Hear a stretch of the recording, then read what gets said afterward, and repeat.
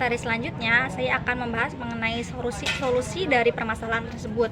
Untuk solusi yang pertama, untuk masalah mengenai guru dan peserta didik yang tidak masuk, yaitu solusinya adalah untuk guru yang tidak masuk sekolah dengan meningkatkan kompetensi guru baik penguasaan materi pelajaran dan metode pengajaran. Semua guru harus terus mengupgrade pengetahuannya agar tidak ketinggalan zaman atau out of date, apalagi di era siswa zaman sekarang.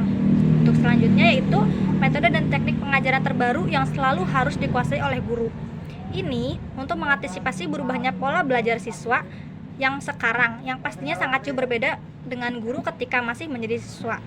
Untuk yang selanjutnya yaitu penguasaan kompetensi materi pelajaran dan metode pengajaran yang juga harus diikuti dengan penugasan penguasaan informasi belajar mengajar di kelas. Dan yang selanjutnya yaitu solusi lain mengenai pemerintah yang harus membayar tunjangan BOS dan harus sesuai dan tepat waktu sebagai upaya sekolah untuk membayarkan honor dan keperluan sekolah secara baik dan lancar, sehingga kepala sekolah bisa memberikan tekanan kepada guru yang kehilangan kreativitas dan inovasi dalam mengajar.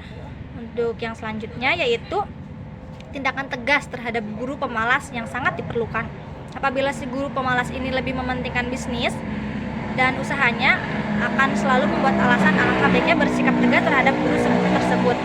Si guru harus disuruh memilih mana tetap menjadi guru atau memilih menjadi pengusaha. Nah, untuk solusi yang selanjutnya yaitu terhadap guru yang rendah komitmennya.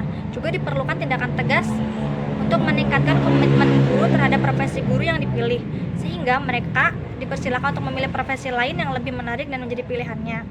Yang selanjutnya yaitu solusi untuk mengatasi peserta didik. Karena sebelumnya telah membahas solusi untuk gurunya, kali ini saya akan membahas mengenai solusi untuk peserta didiknya yang tidak masuk sekolah. Yang pertama yaitu dengan cara memanggil siswa dan berbicara secara personal mengenai permasalahan yang dihadapinya. Nah, selanjutnya solusinya yaitu jika siswanya tidak masuk sekolah beberapa hari, wali kelas harus menengok ke rumahnya yang tidak masuk, lalu berbicara dengan siswanya dan orang tua siswanya tentang masalah yang dihadapinya. Selanjutnya yaitu dengan menemukan permasalahan lalu mengambil solusi antara siswa, guru, dan orang tua, dan melakukan bimbingan dengan wali kelas dan konseling atau dengan orang tua murid. Yang selanjutnya, jika permasalahannya dengan teman, kita undang temannya yang bermasalah tersebut dengan siswa tersebut dan mengungkapkan permasalahan dan cari jalan keluarnya.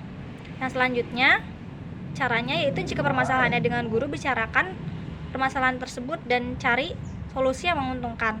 Yang selanjutnya, jika permasalahannya dengan orang tua, yaitu kita kembalikan kepada orang tua dan siswa. Guru hanya memberikan motivasi agar siswa jangan sampai putus sekolah. Untuk materi selanjutnya yaitu solusi untuk guru dan peserta didik yang terlambat masuk. Solusi yang pertama untuk gurunya. Guru yang terlambat masuk harus mendapat solusi di antara lain yaitu ketika guru ingin menanamkan sikap disiplin kepada siswanya, maka sebaiknya guru terlebih dahulu mendisiplinkan dirinya. Yang artinya jika guru tidak senang melihat siswanya datang terlambat, maka guru harus datang terlebih dahulu agar dapat ke sekolah dengan tepat waktu. Karena itu semestinya guru merasa malu jika terlambat datang sekolah ketika jam pelajaran mengajar, sebab guru merupakan orang yang akan digugu dan ditiru oleh siswanya. Yang selanjutnya, apapun alasannya, entah yang sangat pribadi sekalipun, pada prinsipnya seorang guru hendaknya tidak begitu mudah meninggalkan kelas. Absen mengajar sedapat mungkin dihindari, jangan hanya karena perasaan pribadi lalu siswa dibiarkan. Apalagi hanya karena oknum siswa tertentu, warga sebuah kelas tidak dilayani dengan proses pembelajaran. Agar tidak mengatasi kesulitan dengan membuat kesalahan baru, usahakanlah jalan keluar yang bijaksana yaitu dengan win-win solution. Hal-hal yang terjadi seperti yang disebutkan itu tidak menjadi alasan membuat seorang guru mogok mengajar. Karena jika seorang guru kreatif dalam menyelesaikan masalahnya, maka semestinya seorang guru lebih rajin masuk kelas. Sebelum tiba waktunya, guru harus sudah berdiri di pintu kelas. Sebaliknya, karena betah di dalam kelas, guru tersebut terus harus membuat kelasnya enggan meninggalkan pelajaran walaupun sudah ganti jam pelajaran mengajar. Nah, tadi gurunya sudah, sekarang solusi untuk siswanya. Cara mendisiplinkan siswa yang sering terlambat ke sekolah dengan beberapa cara berikut ini. Yang pertama, dengan cara perhatian orang tua kepada siswa, yaitu orang tua yang perlu memperhatikan kondisi jarak sekolah dengan rumah mereka, apakah jauh atau dekat. Kalau jauh maka orang tua harus mengantarkan anaknya atau sebaliknya.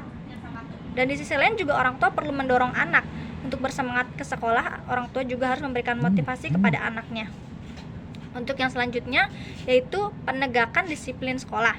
Yang pertama dengan cara guru piket yang hendaknya lebih tegas untuk menegakkan peraturan tentang siswa yang terlambat, mulai dari mendata siswa yang terlambat, memproses, dan mengambil tindakan selanjutnya. Nah, selanjutnya yaitu menumbuhkan kesadaran pada diri siswa, yaitu sebelum menjatuhkan hukuman kepada siswa yang melanggar tata tertib, sebaiknya siswa yang melanggar tersebut diberikan kesadaran dan pengarahan yang bisa membuatnya sadar akan pentingnya mematuhi tata tertib yang berlaku di sekolah. Yang selanjutnya yaitu sanksi untuk siswa yang terlambat. Sanksi tersebut diberikan kepada siswa yang terus saja melanggar tata tertib dan sudah tidak bisa diingatkan dan ditegur. Maka mereka harus diberikan sanksi yang sepadan dengan kesalahan yang mereka buat agar mereka takut untuk mengulanginya lagi. Nah, sanksi tersebut bisa berupa pengurangan penilaian, denda, membersihkan lingkungan sekolah, dan berbagai sanksi lainnya, baik untuk menyadarkan kedisiplinan dan untuk lain sebagainya. Yang selanjutnya solusinya yaitu memberikan apresiasi dan penghargaan untuk siswa yang selalu mematuhi tata tertib sekolah. Yang namanya siswa yang namanya tidak masuk dalam buku daftar siswa yang terlambat boleh diberikan apresiasi atau penghargaan agar siswa yang terlambat tersebut tergerak hatinya dan karena ingin memperoleh penghargaan tersebut. Penghargaannya juga bisa diberikan berupa hadiah, nilai, atau cara yang lainnya. Yang selanjutnya caranya yaitu solusinya dengan memberikan bimbingan dan layanan konseling. Karena di setiap sekolah biasanya ada yang namanya guru BK yang memberikan bimbingan dan konseling, maka semua murid yang nakal atau yang kurang baik dan bermasalah bisa melakukan bimbingan konseling di situ. Siswa yang tidak mematuhi tata tertib harus diserahkan kepada guru BK untuk bisa mendapatkan pengarahan agar bisa menjadi siswa yang baik dan taat kepada peraturan tata tertib sekolah. Untuk selanjutnya yaitu solusi mengenai guru yang tidak melakukan evaluasi sesuai dengan standar evaluasi. Nah, di sini tenaga pendidik harus menciptakan inovasi baru untuk memperbarui sistem pembelajaran yang akan ia terapkan di dalam kelas, mulai dari materi, metode, media, sumber belajar, lingkungan, dan juga sistem penilaian. Dalam merancang evaluasi pembelajaran, tenaga pendidik juga harus memperhatikan prinsip dasar evaluasi dan syarat-syarat yang harus diperhatikan. Syarat-syaratnya yaitu evaluasi harus benar-benar menggunakan alat ukur yang tepat atau valid yang sesuai dengan tujuannya. Apakah mau mengukur atau hanya menilai? Lalu syarat lainnya yaitu alat tes harus terpercaya atau reliable atau menghasilkan hasil yang sama atau konsisten.